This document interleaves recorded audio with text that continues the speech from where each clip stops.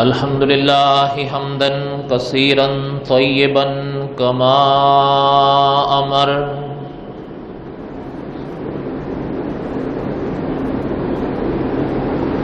ونشهد أن لا إله إلا الله وحده لا شريك له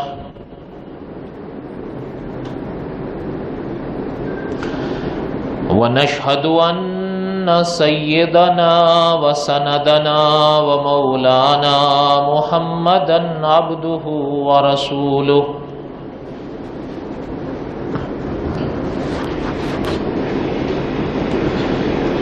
أما بعد أعوذ بالله من الشيطان الرجيم بسم الله الرحمن الرحيم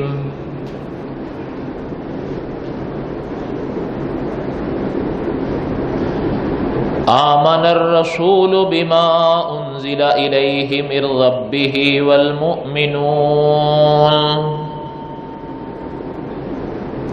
كل آمن بالله وملائكته وكتبه ورسله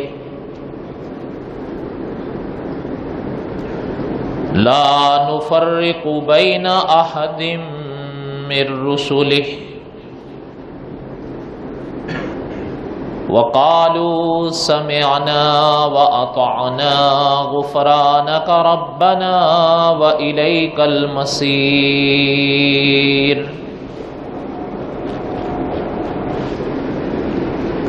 صدق الله العظيم وبلغنا رسوله النبي الكريم ونحن على ذلك لمن الشاهدين والشاكرين والحمد لله رب العالمين اللهم صل على محمد وعلى آل محمد كما صليت على إبراهيم وعلى آل إبراهيم إنك حميد مجيد اللهم بارك على محمد وعلى آل محمد كما باركت على إبراهيم وعلى آل إبراهيم إنك حميد مجيد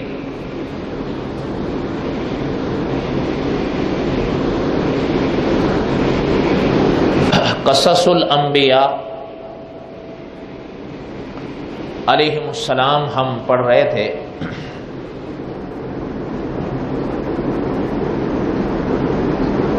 اور قصص الانبیاء کی پہلی کڑی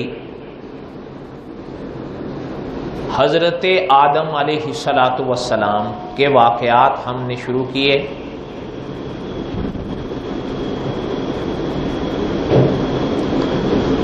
اور حضرت علیہ السلام کے واقعات میں ہی ایک واقعہ یہ ہے کہ اللہ تعالیٰ نے ملائکہ کو حکم فرمایا تھا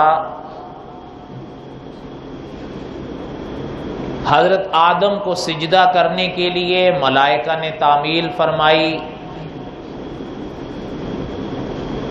الا ابلیس۔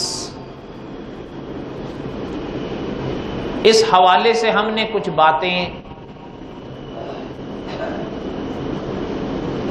ابلیس کے بارے میں پڑھی، جس کے بارے میں اللہ تعالیٰ نے خود قرآن پاک میں ارشاد فرمایا ہے کہ وہ ہمارا کھلا دشمن ہے، انہ لکم عدو مبین۔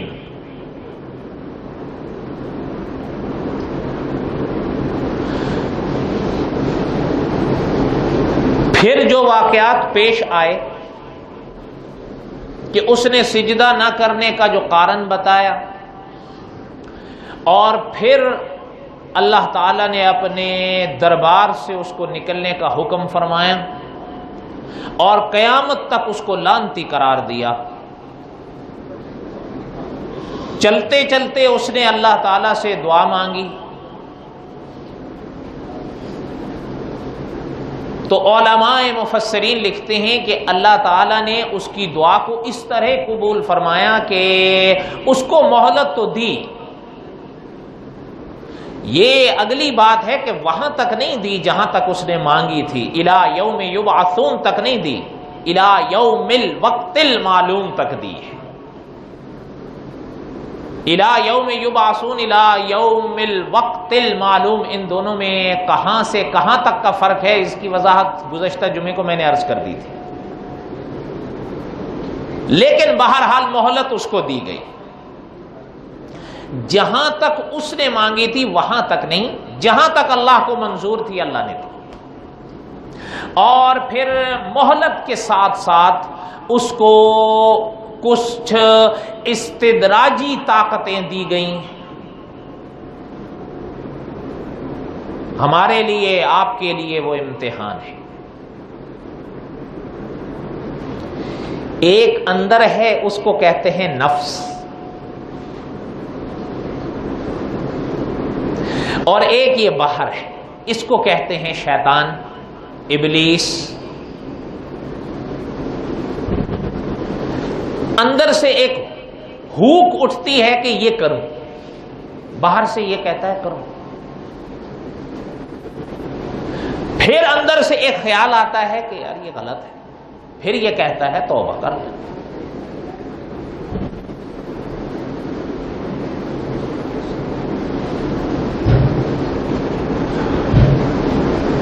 یہ دو چیزیں حضرت آدم کے بیٹوں کے لیے امتحان ہے، نفس بھی اور یہ ابلیس بھی۔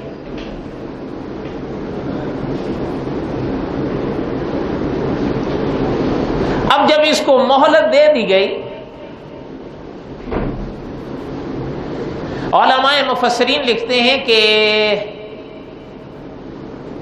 اللہ کے دربار میں ہی کھڑے کھڑے اللہ کو مخاطب کر کے کہتا ہے کہ اللہ آپ کی عزت کی قسم ہے،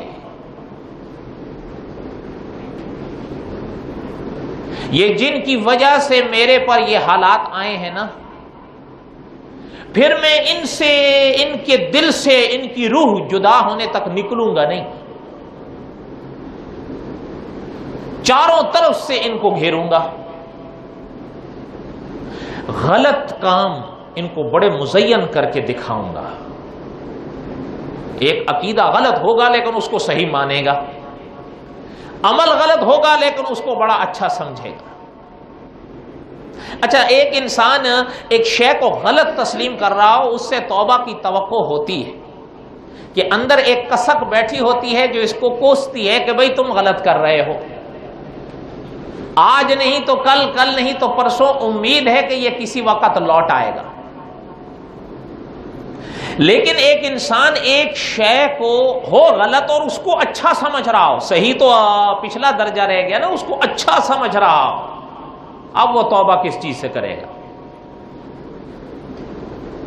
اس لیے علماء نے اپنا تجربہ لکھا ہے کہ بدعتی کے لیے توبہ بڑی مشکل ہے، بلکہ شاید قریب با ناممکن، الا ماشاء اللہ کہ کوئی خوش قسمت لوٹ آئے، ورنہ اس لیے کہ بدعتی جو کام کر رہا ہے وہ اس کو ثواب سمجھ کے کر رہا ہے، تو وہ توبہ کس سے کرے گا؟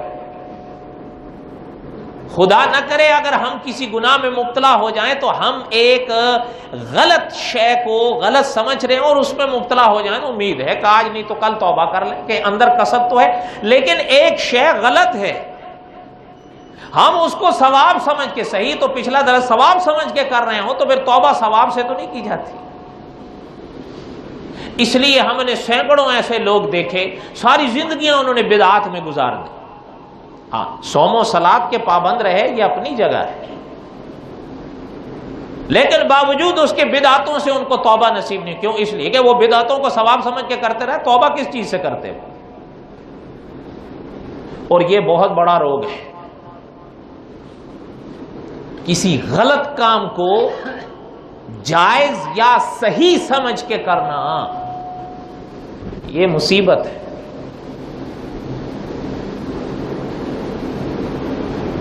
کہنے لگا کہ میں یہ چیزیں ان کو بڑی مزین کر کے دکھاؤں گا، چو مکھی جنگ حضرت آدم کے بیٹوں کو پیش آئی، اسے چو مکھی جنگ، ادھر سے ادھر سے ادھر سے ادھر سے، کہ جو اس نے اپنے بس میں سمجھا وہ ہمارے ساتھ کر۔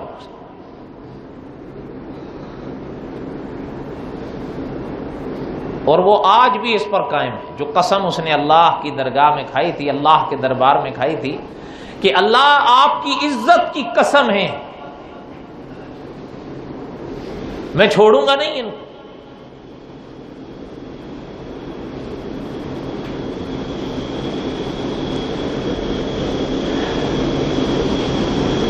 حضرت ابو قلابہ رحمۃ اللہ علیہ فرماتے ہیں، شیخ الاسلام والمسلمین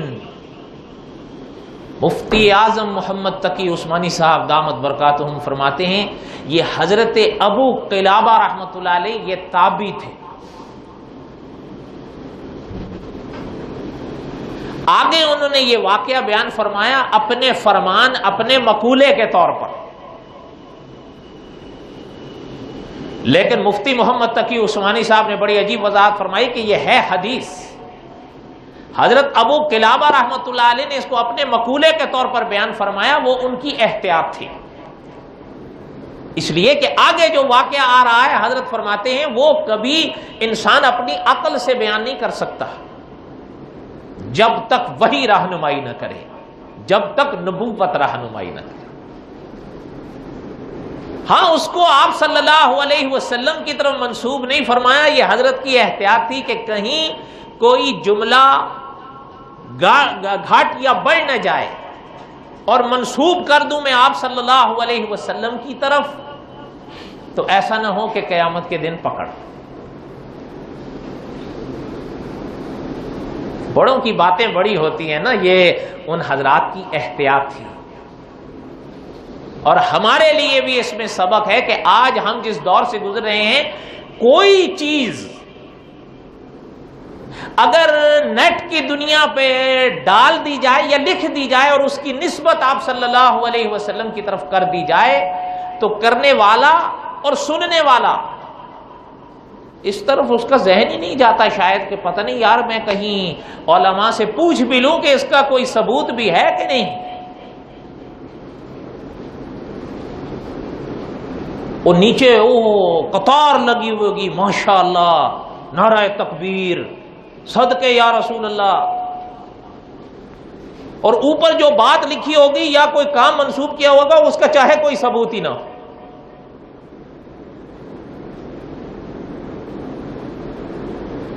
ایک آدھ نے کچھ اس طرح کا گل چھرا اڑایا تھا، اس سے میں نے پوچھا، میں نے کہا اس کا ذرا ثبوت بتاؤ، یہ کہاں لکھا ہوا ہے؟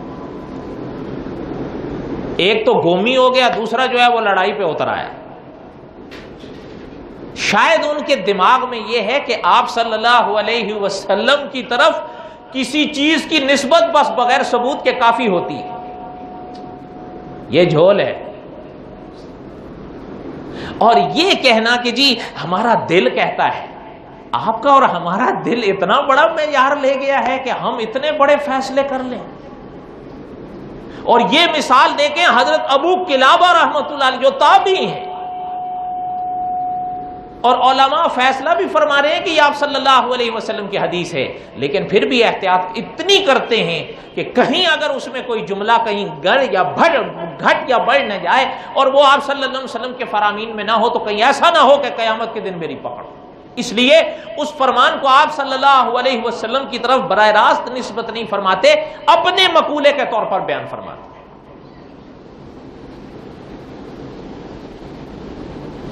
بات سمجھ آ رہی ہے؟ وہ کیا ہے؟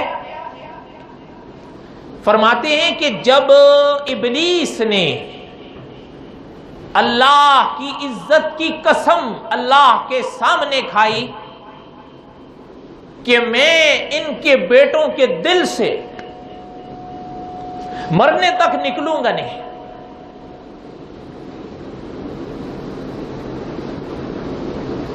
ان کو ورغلاؤں گا۔ اور اس کی ایک آدھ مختصر سی مثال میں نے گزشتہ جمعہ میں بھی عرض کی تھی کہ مرنے تک وہ حضرت آدم کے بیٹوں کا پیچھا نہیں چھوڑتا۔ لیکن حضرت ابو قلابہ رحمۃ اللہ علیہ فرماتے ہیں، اور یہ آپ کے لیے اور ہمارے لیے بھی دعوت فکر ہے، کہ یعنی دربار بھی تو وہ اللہ کا تھا نا، کہ حضرت ابو قلابہ رحمۃ اللہ علیہ فرماتے ہیں کہ وہ کہنے لگا کہ اللہ آپ کی عزت کی قسم ہے، میں اس انسان کے دل سے اس کے مرنے تک نہیں نکلوں گا، جب تک اس کی روح اس کے جسم میں باقی رہے گی تب تلک میں اس کا پیچھا نہیں چھوڑوں گا، چو مکھی۔ حضرت ابو قلابہ رحمۃ اللہ علیہ فرماتے ہیں اللہ تعالیٰ نے جب اس کی یہ بات سنی تو اللہ تعالیٰ نے جواباً ارشاد فرمایا، اللہ تعالیٰ نے جواب میں ارشاد فرمایا، اللہ نے فرمایا ابلیس تو میری عزت کی قسم کھا کے کہہ رہا ہے کہ انسان کے دل سے اس وقت تک نہیں نکلے گا جب تک اس کے وجود میں روح باقی ہے، تو ہم بھی اپنی عزت کی قسم کھا کے کہتے ہیں کہ ہم بھی جب تک اس کے وجود میں روح باقی ہوگی توبہ کا دروازہ ہم بھی بند نہیں کریں گے۔ بولا کسی وقت بھی آ جائے گا ہم مان جائیں گے، اس کے آنے میں دیر ہوگی، ہمارے راضی ہونے میں دیر نہیں ہوگی۔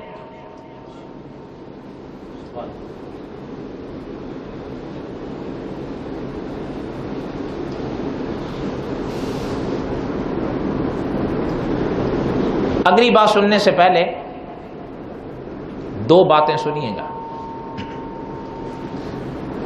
ابلیس کے بارے میں کئی باتیں ہم نے عرض کر دی ہیں،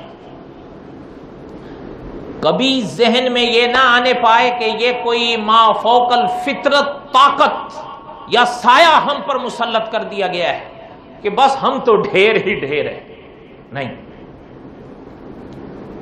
وہ ہے، وہ ہم سے جنگ بھی لڑ رہا ہے، لیکن مقابلہ آپ نے ہم نے کرنا ہے، کبھی مقابلہ کریں گے کبھی گریں گے، کبھی اٹھیں گے کبھی گریں گے، یہ سب چلے گا، لیکن یاد رکھیے گا حضرت ابو قلابہ رحمۃ اللہ علیہ نے جو یہ حدیث سنائی ہے اس کو اپنے پلے باندھ لو کہ علماء فرماتے ہیں اگر مقابلہ کر لیا تو اللہ کا شکر ادا کر لینا کہ لا حول ولا قوت الا باللہ، اور اگر گر گئے کسی موقع پر تو توبہ کر لینا، اس لیے کہ اللہ کا وعدہ اور قسم ہے کہ اللہ بخش دے۔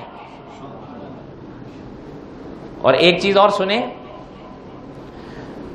حضرت آدم علیہ السلام، وہ انشاءاللہ ہم آگے جا کر پڑھیں گے جب ربنا ظلمنا کا مسئلہ آئے گا، لیکن اس موقع تک پہنچنے سے پہلے اتنا جملہ سن لیں کہ علماء نے اس واقعے کے اوپر سرخی بڑی عجیب قائم کی ہے کہ خلیفۃ اللہ حضرت آدم، یہ جو حضرت آدم خلیفہ بن کر آئے ہیں نا، تو یاد رکھیے گا کہ یہ تریاق لے کر اترے ہیں۔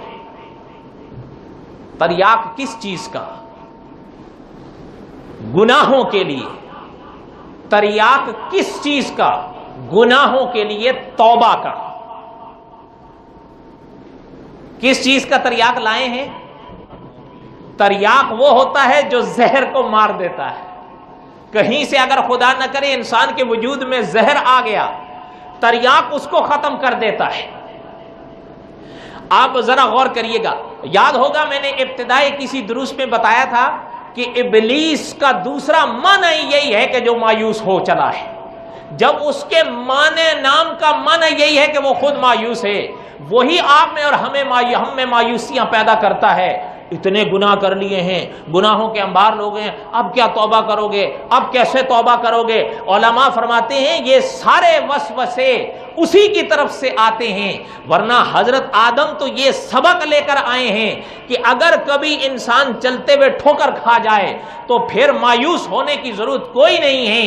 اگر اللہ نے شیطان کے ذریعے آپ کی اور ہماری آزمائش ڈالی ہے تو توبہ کا دروازہ بھی اللہ ہی نے کھول رکھا ہے، معافی مانگ لیں، اس پہ ڈھیٹ نہ ہو، اللہ تعالیٰ سے بخشش مانگ۔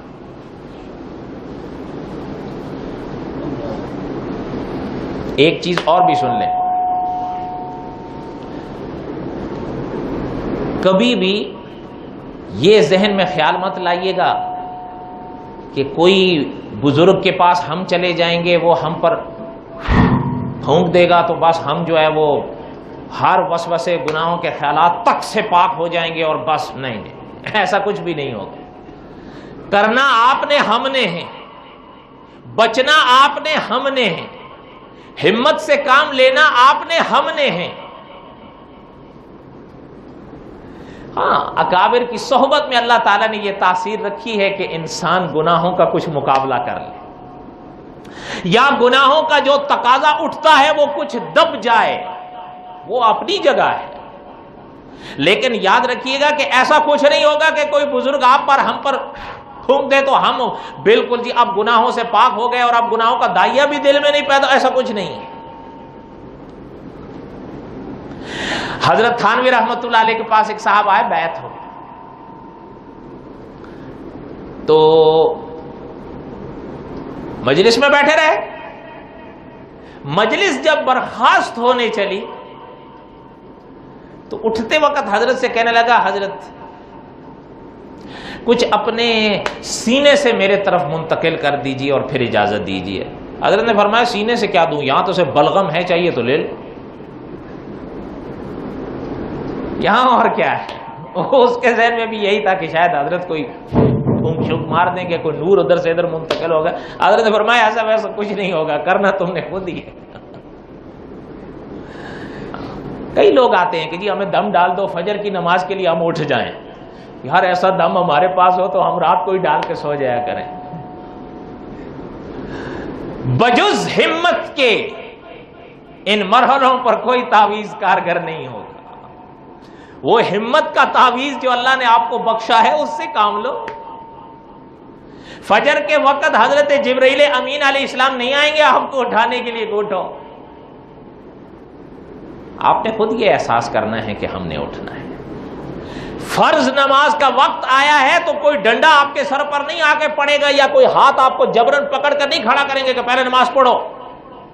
ہمت سے کام لے کر وضو کر کے نماز ادا کرو۔ یہ بات یہ ہے، اصل ہمارے اکابر ایک بڑی عجیب بات فرماتے ہیں، تحقیق یہ ہے جنت اوپر ہے، دوزخ نیچے ہے۔ اچھا اب ذرا آپ غور کر کے بتائیے گا، اوپر جانا آسان ہے یا نیچے جانا آسان ہے؟ اس لیے ہم جو کام دوزخ کی طرف جاتے ہیں نا، اللہ معاف کریں، جو راہیں دوزخ کی طرف نکلتی ہیں ان پر ہم بڑی آسانی سے دوڑتے ہیں، لیکن جو راہیں جنت کی طرف چڑھتی ہیں وہ تو یوں ہیں، ایسے چڑھنا ہے آپ نے، ایسے بھی نہیں، ایسے چڑھنا ہے، اس لیے ہم تھک جاتے ہیں۔ یہ اندر ہی رہے گا، ہاں یاد رکھیے گا، یہ اندر ہی رہے گا، اس کا مقابلہ کرنا ہے۔ اکابر کی صحبت کی تاثیر سے ہم منکر نہیں ہیں، لیکن آپ کہیں کہ کوئی دم ڈال دے گا اور آپ جبرن یہ سب کریں گے، ایسا کچھ نہیں۔ خود سے ہمت کرو، کسی پر مت رہو۔ دعا مانگنی ہے، ہمت مانگنی ہے، اللہ سے مانگو۔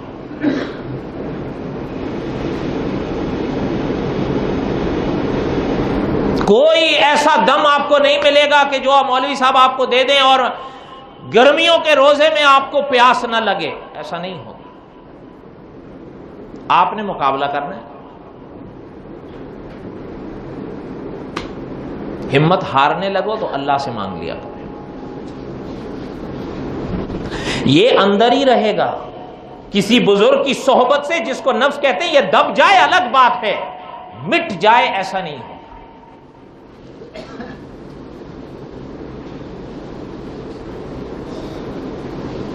اور اگر خدا نہ کرے کہیں اگر الجھ جاتے ہو یا ہم گر جاتے ہیں گناہ کے ہاتھوں، نفس کے ہاتھوں مجبور ہو کر، تو پھر مایوس نہیں ہونا ہے۔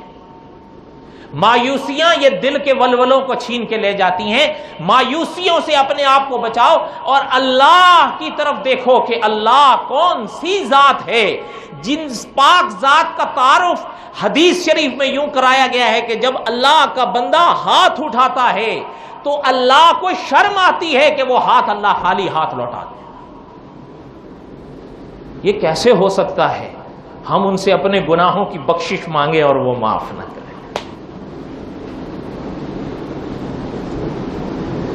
بلکہ آپ تو شاید حیران ہوں گے، یا سنا ہوگا آپ نے یقیناً، خدا نہ کرے کوئی گناہ میں پڑ جائے، اللہ تعالیٰ نے کلام پاک میں بڑی عجیب بات ارشاد فرمائی ہے، الا من تاب وآمن وعمل عملا صالحا فأولئک یبدل اللہ سیئاتہم حسنات وکان اللہ غفورا رحیما۔ اللہ تعالیٰ کی شان ہے، اگر زہر ہے نا تو ساتھ میں تریاک بھی رکھا ہوا ہے، ہم نہ استعمال کریں۔ اب اللہ معاف کرے، اگر کوئی شخص زہر پی لیتا ہے تو ہلاکت، اور سامنے تریاک موجود ہے اس سے فائدہ نہیں اٹھاتا تو اس کا اپنا قصور ہے۔ اگر شیطان اور نفس آ گئے آپ کو اور ہمیں گھیرنے کے لیے اور ہم گر بھی گئے تو اگر یہ زہر موجود تھا تو اس کا تریاک بھی تو موجود ہے۔ الا من تاب، جو توبہ کرتے ہیں، وآمن، ایمان لاتے ہیں، وعمل عملا صالحا، اور نیک عمل کرتے ہیں، فاولئک، اللہ نے فرمایا یہی ہیں وہ لوگ، یبدل اللہ، بدل دیتے ہیں اللہ، سیئاتہم حسنات، ان کی سیئات کو حسنات سے۔ سیئات کس کو کہتے ہیں؟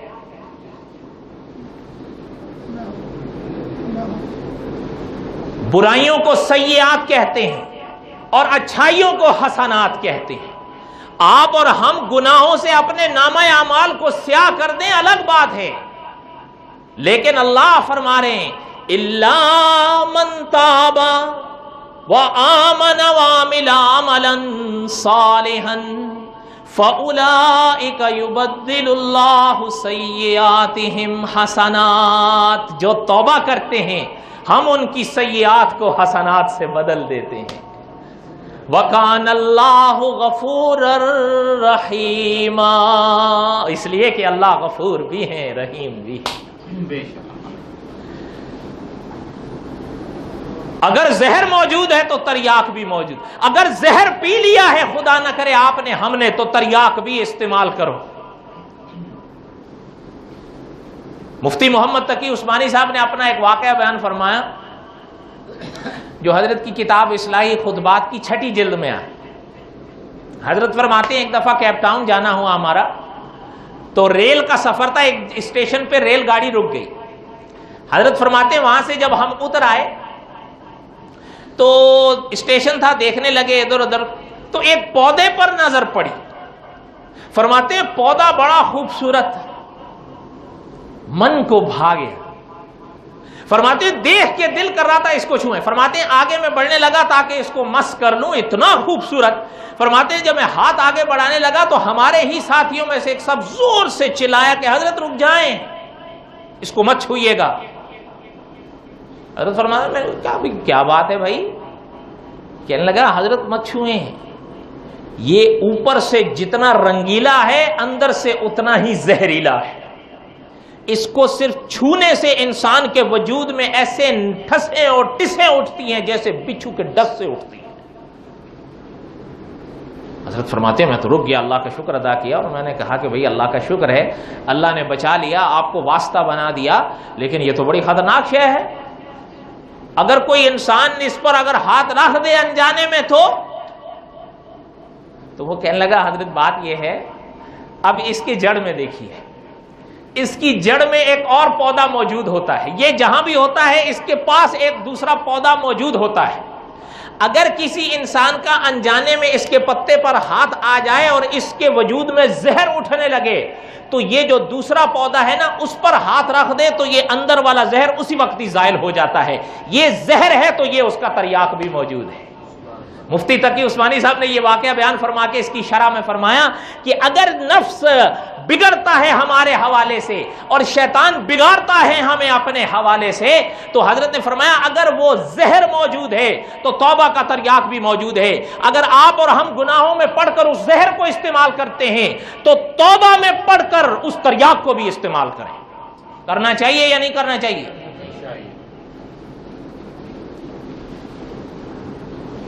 کوئی بات سمجھ میں آئی؟ اگر خدا نہ کرے، ہم یہ نہیں کہتے کہ انسان گناہوں میں پڑے، لیکن اگر کہیں آپ اور ہم، حدیث میں بھی فرمایا گیا کہ آپ اور ہم بڑے خطاوار ہیں، بڑے خطا کار ہیں، چھوٹے موٹے بھی نہیں، بڑے. لیکن ساتھ ہی فرمایا ہے کہ بہترین خطا کرنے والے لوگ وہ ہیں جو پھر توبہ بھی بہت کریں.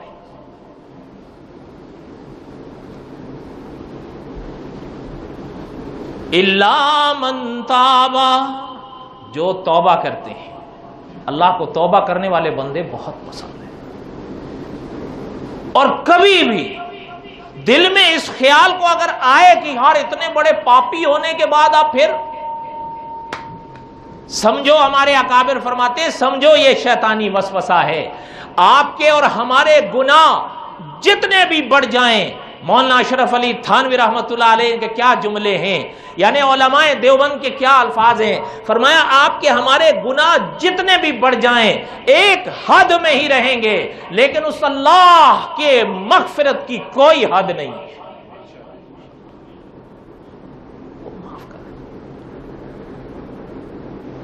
الا من تاب، جو توبہ کرتے ہیں. یعنی خدا نہ کرے اگر کوئی انسان اس میں، تو یہ چیز ذہن میں رکھیں جو حضرت ابو قلابہ رحمۃ اللہ علیہ فرما گئے کہ ابلیس نے جب خدا کی عزت کی قسم کھا کر یہ کہا کہ میں مرنے تک ان کا دل نہیں چھوڑوں گا، تو اللہ نے بھی اپنی قسم کھا کر ارشاد فرمایا کہ میں بھی ان کے مرنے تک توبہ کا دروازہ بند نہیں کروں گا. کھلا ہے، کبھی بھی آ جائے، کسی وقت بھی آ جائے. دیر ہوگی ہماری طرف سے، یہ یاد رکھیے گا، اللہ تعالیٰ کی طرف سے نہیں. لیکن ایک بات جو سبق علماء پڑھاتے ہیں وہ یاد رکھیے گا، بڑھاپے کے انتظار میں نہیں بیٹھنا چاہیے ہمیں.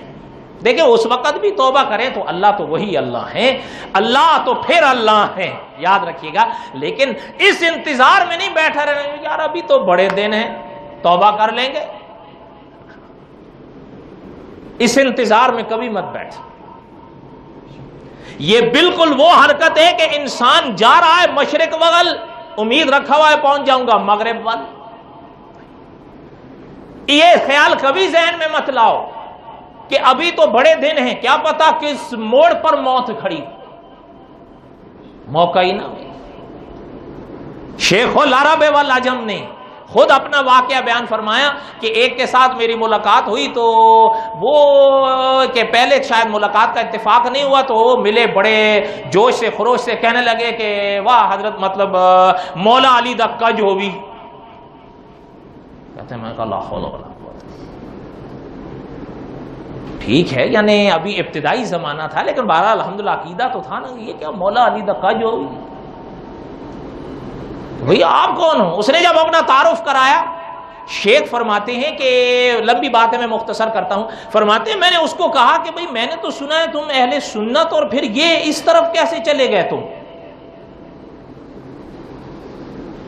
کیسے چلے گئے؟ وہ کہنے لگا کہ دیکھیں حضرت بات یہ ہے، آپ کے مسلک میں کیا ملتا ہے، ایک سے دوسری بیوی کر لیں تو تلواریں نکل آئیں،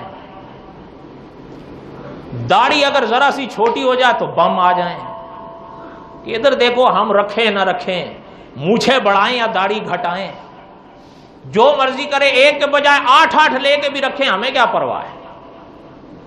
ہاں رہ گیا مسئلہ مسلک کا، وہ میں بھی جانتا ہوں کہ جھوٹا ہے. سن رہے ہو؟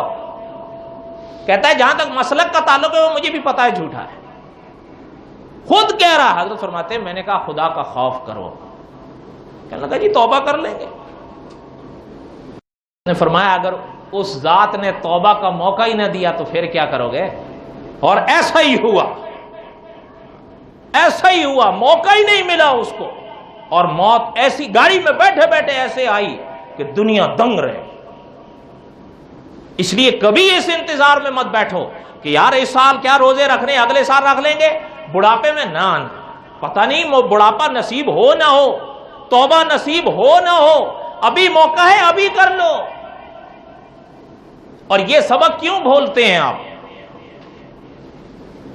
در جوانی توبہ کردن شیوائے پیغمبری، جوانی کے ایام میں خدا کے آگے توبہ کرنا یہ انبیاء کا شیوا ہے، جبکہ انبیاء تو گناہوں سے معصوم عن الخطا ہیں، لیکن انبیاء آپ کو اور ہمیں اسباق تو پڑھاتے ہیں۔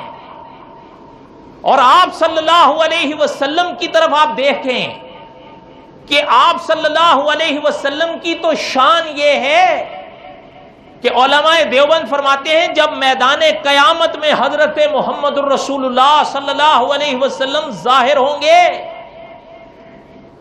تو حضرت آدم بھی کھڑے ہو کر دیکھیں گے اپنے بیٹے کی شان کو۔ اس کے باوجود حضور فرماتے تھے کہ ہم ایک ایک دن میں 100 بار استغفار کرتے ہیں۔ کوئی بات سمجھ میں آ رہی ہے؟ دیکھیں تقاریر ہوتی رہتی ہیں، لیکن بات یہ ہے کہ اگر آج صبح کوئی شخص فجر نہیں پڑھا اور آج کا اگر بیان سنا ہے تو اس کے بعد فجر چھوٹنے نہ پائے، اس کو اصلاح کہتے ہیں۔ اگر آج سے پہلے عصر کی پابندی نہیں کی، یہ بیانات سننے کے بعد عصر کی نماز چھوٹنے نہ پائے، اور خدا نہ کرے اگر رہ جائے تو پھر قضا مت چھوڑو، قضا ضرور کرو۔ بعض لوگ ایسے ہوتے ہیں جی ہر روز قضا۔ ہمارے قاری عبداللہ یابی صاحب رحمۃ اللہ علیہ فرماتے تھے کچھ بھی مت کرو، لیکن خدا نہ کرے اگر نماز رہ جائے تو اس کو قضا ضرور کرو، چھوڑو نہیں۔ کیوں؟ آپ کے ذمے تو نہیں ہٹے گی، آپ کے ذمے رہے گی، یاد رکھیے گا۔ بلکہ اگلی بات میں آپ سے کہہ دوں، اگر آپ کو موقع ملے اور اپنی یہ پیشانی کعبے کی دیواروں کے ساتھ بھی مار ڈالو، تب بھی اگر کوئی فرض نماز آپ کے ذمے ہے وہ رہے گی جب تلک آپ اس کو قضا نہیں کرو۔ اور کعبہ کی باہر کی دیوار تو باہر کی رہی، اگر یہ سعادت ملے کہ کعبے کے اندر آپ کو نماز پڑھنے کا موقع مل گیا، تب تک بھی اگر آپ کے ذمے کوئی ماہ رمضان کا ایک روزہ بھی رہتا ہے، جب تک وہ قضا نہیں کرو گے کعبے کے اندر نماز پڑھنے سے بھی وہ روزہ معاف نہیں ہوگا۔ وہ تبھی ہوگا جب آپ اس کو قضا کرو۔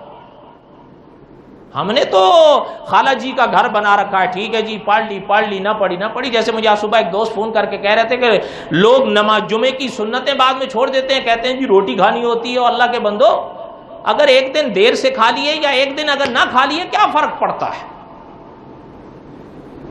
جمعے کی سنتیں فقہائے احناف کے نزدیک 10 رکعت سنتیں یہ مؤکدہ ہیں، چھوڑو گے گناہ ہوگا۔ 4 رکعت سنت اول جمعہ یہ فرضوں سے پہلے ہیں، یہ بھی مؤکدہ ہیں، اور 4 رکعت سنت اور 2 رکعت سنت بعد جمعہ یہ 6 رکعت سنتیں یہ مؤکدہ ہیں۔ یہ نہیں ہے کہ چلو جی روٹی کھانے کے لیے چھوڑ دو۔ فرشتے یہ جب پوچھیں گے نا نہیں پڑھے تھے تو کیا کہو گے؟ جی روٹی کھانی تھی اس لیے چھوڑا ہے۔ پھر وہ وہاں جو آپ کو کھلائیں گے نا، پھر یہاں کی روٹی بھول جاؤ گے، اللہ نہ کرے۔ بس دعا کرو اللہ تعالیٰ بخش دے، لیکن کوشش تو کرو، ہمت تو کرو۔ کیوں سنتیں چھوڑتے ہو؟ یہ بھی بڑا عجیب مسئلہ ہے کہ یہ پتہ نہیں کہاں سے سنتوں کی تعریف اپنا لی ہے کہ جی اگر سنتیں پڑھ لی تو ثواب ہوگا، نہیں پڑھیں گے تو گناہ ہوگا۔ یہ غلط تعریف ہے۔ کس نے کہا ہے؟ یہ غیر مؤکدہ سنتوں کی تعریف ہے۔ جب سنت کا لفظ بول رہے ہو تو پھر تو مؤکدہ مراد ہونی چاہیے، اور مؤکدہ سنتوں میں کوئی اختیار نہیں ہے۔ سمجھ آ رہی ہے بات یا نہیں آ رہی ہے؟ تراویح کا کیا خیال ہے؟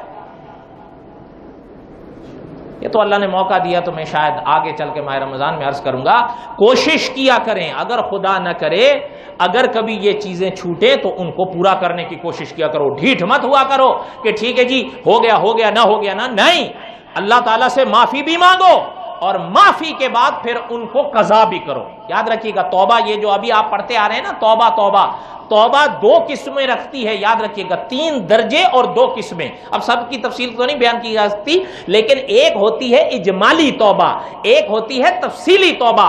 اجمالی توبہ یہ ہے کہ آپ اللہ تعالیٰ سے معافی مانگیں، یہ تو اجمالی توبہ ہے، لیکن اس کے بعد تفصیلی توبہ بھی ضروری ہے کہ جو چیزیں آپ نے چھوڑی ہیں ان سب کو واپس ادا کرو۔ اگر مثال کے طور پر میں نے آپ کے 10 روپے دینے ہیں تو فقط اجمالی توبہ سے وہ $10 یا 10 روپے معاف نہیں ہوں گے جب تک وہ میں واپس آپ کو نہ کروں یا کم از کم آپ سے معاف نہ کرواؤں۔ سمجھ آئی بات یا نہیں آئی؟ اسی طرح اگر کسی کے ذمہ 2 رکعت فرض فجر کے رہتے ہیں یا ظہر کے 4 رہتے ہیں یا 10 رہتے ہیں، اجمالی توبہ اپنی جگہ ہے، اس سے حضرت تھانوی رحمۃ اللہ علیہ فرماتے ہیں گناہ معاف ہوگا لیکن وہ نمازیں معاف نہیں ہوں گی، وہ واپس پڑھنی پڑیں گی۔ سمجھ میں آئی بات یا نہیں؟ ہاں، اسی طرح اگر کسی کی ذمہ حج رہا تو فقط اجمالی توبہ سے حج معاف نہیں ہوگا، وہ حج تبھی معاف ہوگا اگر اس کے اوپر فرض ہے تو اس کو ادا کرے۔ زکوٰۃ اگر کسی نے 10 سال کی نہیں دی ہے، توبہ کرے اجمالی توبہ، لیکن تفصیلی توبہ بھی یہ ہے کہ اگر اس کے پاس زکوٰۃ اس کے اوپر لاگو تھی، اس نے وہ زکوٰۃ ادا کرنی ہے۔ بات سمجھ میں آئی یا نہیں سمجھ میں آئی؟ اب انشاءاللہ حضرت آدم علیہ السلام کے واقعے کا بقیہ حصہ اللہ کو منظور ہوا تو آئندہ جمعہ وما علینا الا البلاغ المبین۔